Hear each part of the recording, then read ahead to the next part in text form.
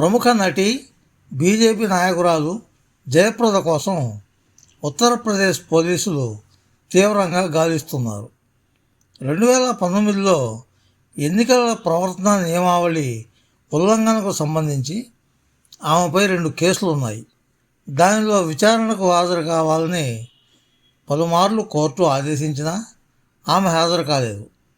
దీంతో జడ్జి ఆమెపై non bailable warrant జారీ చేశారు. జనవరి 10లోగా ఆమెను తన ముందు ప్రవేశపెట్టాలని పోలీసులను ఆదేశించారు.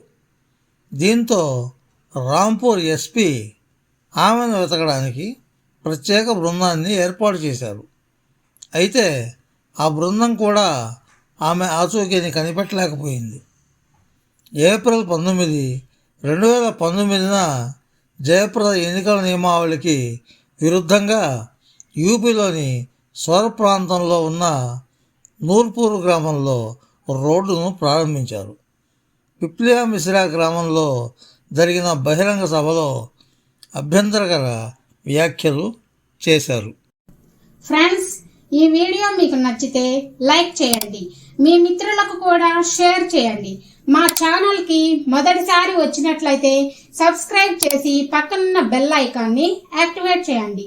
మా ఛానల్లో అప్లోడ్ చేసే ప్రతి వీడియో మీకు నోటిఫికేషన్ రూపంలో వస్తుంది.